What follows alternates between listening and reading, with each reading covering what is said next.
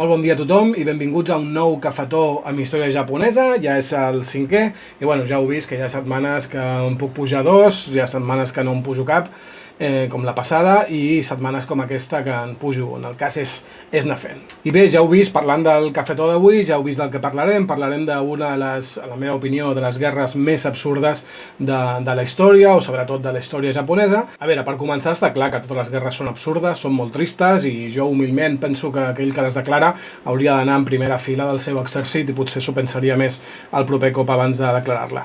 Però bé, dintre de que totes les guerres són absurdes, hi ha algunes que potser ho són més que altres. I aquesta en concret jo diria que està bastant a les primeres posicions.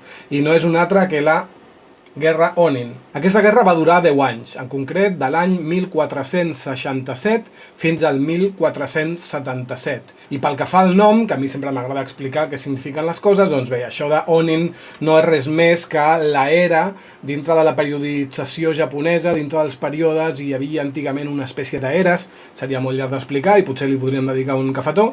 Doncs bé, en el moment que va esclatar aquesta guerra, el 1467, el Japó es trobava dintre d'una era anomenada Onin, així que no té més misteri, és només el moment amb el que va començar. A veure, situem-nos una mica en el temps. Estem a la segona meitat del segle XV, durant el govern del shogunat Ashikaga, el segon dels 3 shogunats que ha tingut la història japonesa, que per cert, amb un cafetó anterior, de fet, justament anterior, el quart, et deixo per aquí l'enllaç, vam explicar com naixia aquest shogunat, no? Va sortir per allà quan vam parlar del tema de les dues corts, però ara el context és diferent, aquí ja feia més d'un segle que durava aquest shogunat i ja havia entrat clarament en decadència aquest govern a tots els nivells, seria ara molt llarg d'explicar. Quedem-nos amb això, amb que el govern japonès en aquell moment estava en clara decadència. I sí, la causa d'aquesta guerra, de la guerra Onin, al final va ser, bé, doncs aquesta mateixa decadència, no? Molts factors, lògicament.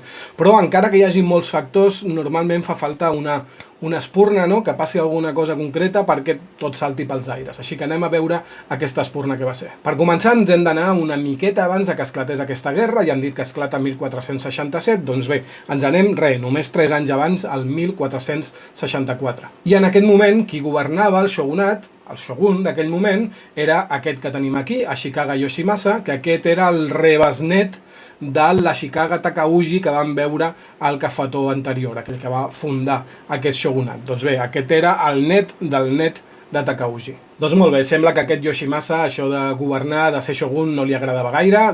Per començar, de fet, a ell ni tan sols li hauria d'haver tocat ser shogun, o era el seu germà gran.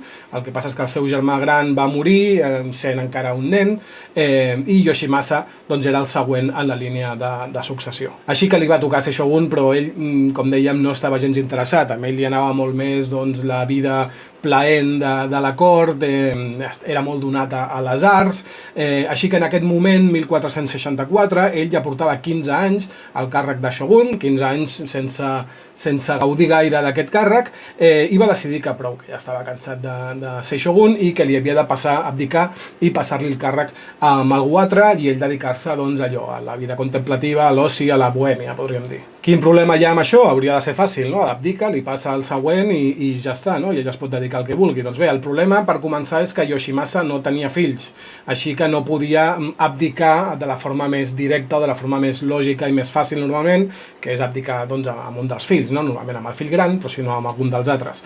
Doncs bé, no podia abdicar en cap d'aquests fills. El que sí que tenia era un germà petit anomenat Ashikaga Yoshimi, que era monjo budista, de fet era l'abat d'un monestir budista, i ell va pensar en passar-li el càrrec de shogun al seu germà petit. El seu germà petit no estava gaire interessat en això de ser shogun, però al final Yoshimasa el va convèncer i va abandonar el monestir. Així que a partir d'aquest moment podem dir que es va convertir en l'hereu oficial al càrrec de shogun del seu germà gran Yoshimasa. I molt bé, ara podríem dir, vale, doncs ja està, hi havia un petit problema, que és que no tenia fills, però li ha passat al seu germà diu que sí, ja és l'hereu oficial, tot solucionat, no?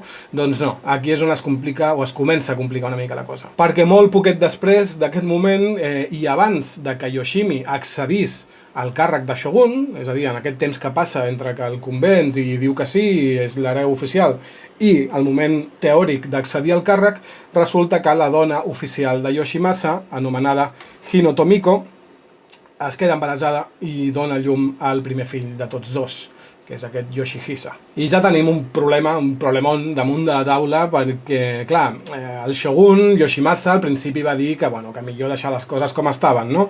Que vale, que ell havia tingut un fill, però que l'hereu oficial ja era el seu germà, doncs que millor passar-li el càrrec a ell i ja està.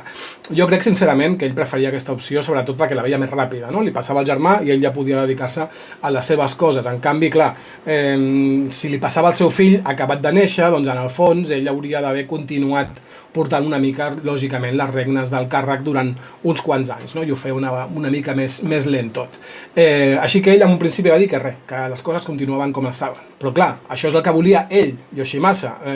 La seva dona, Tomiko, doncs tenia una idea molt diferent, no estava d'acord en absolut, ella volia que el shogun fos el seu fill i no el seu cunyat. I resulta que Tomiko no era només la dona del shogun, sinó que era algú amb molt de poder i molta influència a la cort, a la capital, no només ella, sinó també el seu clan, no? El clan Hino. Així que Tomiko tenia la seva pròpia agenda. Ella va començar, no, a buscar ajuda, a buscar suports dintre dels clans que hi havia a la cort, a la capital, dels clans samurais. Ella el que volia era, de fet, governar ella com a regent del seu fill fins que el seu fill tingués edat de poder portar el càrrec. I què passa amb el cunyat de Tomiko, amb l'hereu oficial, amb Yoshimi? Doncs bé, ell, a aquestes alçades ell ja volia també ser shogun i va començar a fer el mateix. Va començar a moure fils, a buscar suports dintre dels clans samurais de la capital. En definitiva, que de sobte hi havia dos candidats al càrrec de shogun i com sempre que passa una cosa així, doncs aviat es van formar dos bàndols, podríem dir, tant al govern com a la cort, cadascun fent costat amb un dels dos candidats. I més o menys tots els clans samurais presents a Kyoto es van posicionar o amb un bàndol o amb un altre, però podríem dir que una mica la veu cantant a cadascun d'aquests dos bàndols la van portar per una banda un tal Hosokawa Katsumoto, que fins feia poquet temps havia ostentat el càrrec de Kanrei. Kanrei, per entendre'ns, vindria a ser una espècie de vice-shogun, no? Més o menys, alguna així, com un segon del govern. Doncs bé, i el cas és que aquest Hosokawa sempre havia estat una persona molt propera a Yoshimi, així que ell donava suport al germà del shogun, i a més el seu clan, el clan Hosokawa, era un dels clans samurais més poderosos del país i sempre havia tingut càrrecs de responsabilitat, càrrecs importants dintre del govern dels Ashikaga. Capitanejant l'altre bàndol, no? El bàndol que feia costat al nen, a Yoshihisa, o millor dit a la seva mare, estava sobretot Yamana Sozen. El clan de Yamana Sozen, al contrari que passava amb els Hosokawa, sempre, amb els darrers anys, darreres dècades, sempre quedava fora dels llocs de responsabilitat, dels càrrecs importants dintre de la cort, així que Yamana va pensar que, bueno, que potser havent-hi un canvi dintre del govern, no? Un canvi com aquest, doncs que podria sortir guanyant i poder el seu clan arribar amb aquells càrrecs i de pas també ajustava comptes amb els Hosokawa, als quals els hi tenia moltes ganes, podríem dir, des de feia temps, perquè ells sí ocupaven càrrecs de responsabilitat, per la qual cosa diguéssim que l'ocasió li va venir estupenda.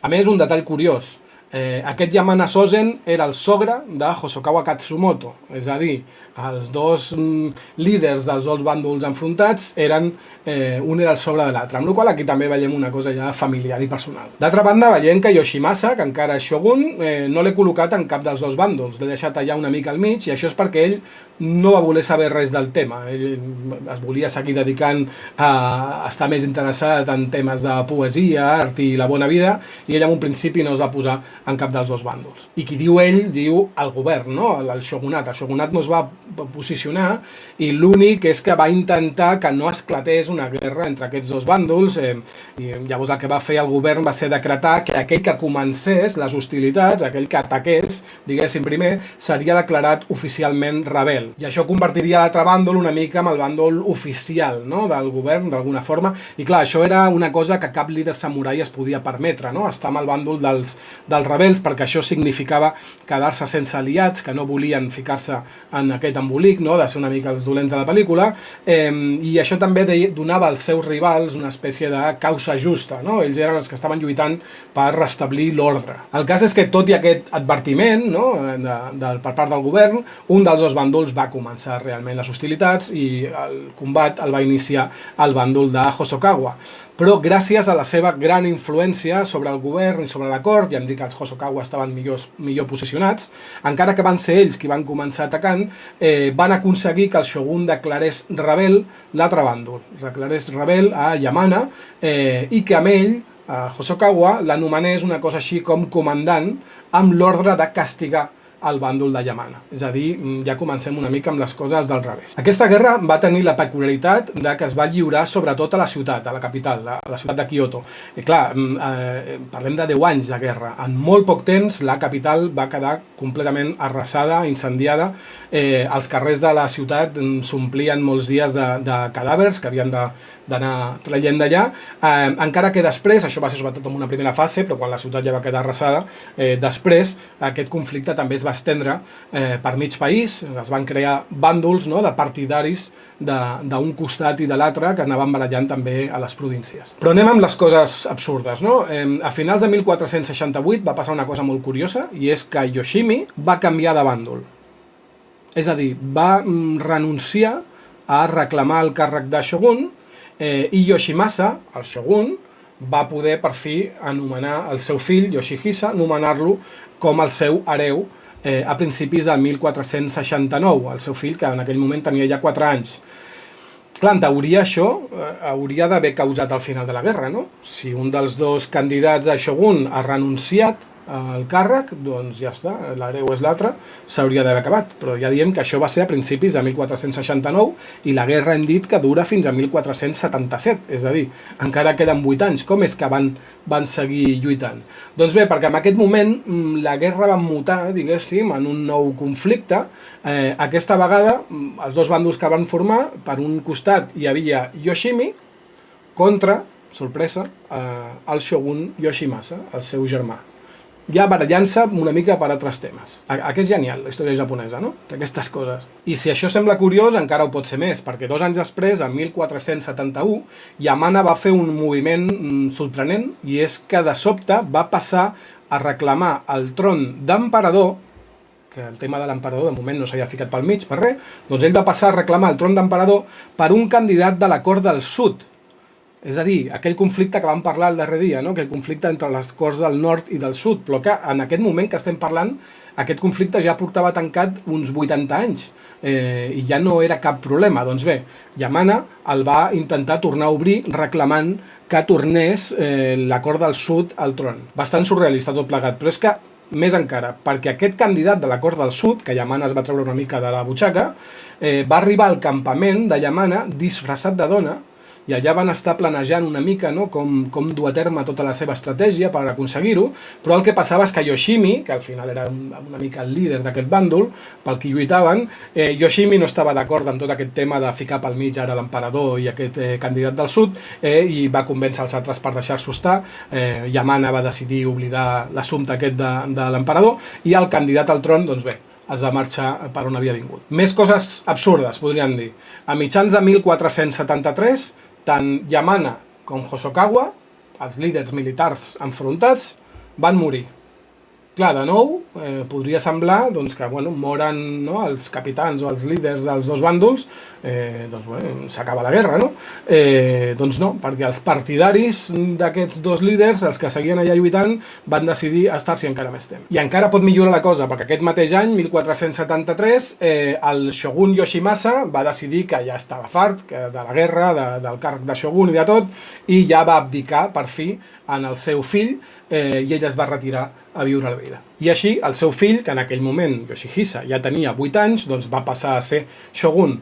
És a dir, el tema de la successió ja estava solucionat i els dos líders militars dels dos bàndols havien mort, amb la qual hauria d'acabar-se la guerra. Doncs no, ja diem que estem parlant del 73 i la guerra acaba el 77, encara faltaven 4 anys de guerra. I bé, en aquests darrers 4 anys van seguir lluitant, però ja una mica podríem dir com sense ganes, no? Ja estaven avorrits, tot era un contrasentit absolut, i a més molts dels aliats dels dos bàndols, que eren de províncies, d'altres províncies, van començar a estar més preocupats per les revoltes que estaven tenint a les seves províncies que per aquella guerra absurda que estaven lluitant a la capital des de feia temps, i mica en mica dels dos bàndols van començar a perdre aliats que van tornar cap a casa seva. I així, una mica per desgast, perquè els dos bàndols van anar perdent soldats, ja no només perquè es morien, sinó perquè marxaven i tornaven a les seves províncies, doncs així una mica es va anar diluint la guerra i mica en mica es va acabar sense tenir un punt culminant. Així que bé, la guerra Onin s'havia acabat i en realitat no havia guanyat ningú. S'havien passat 10 anys combatent, havien mort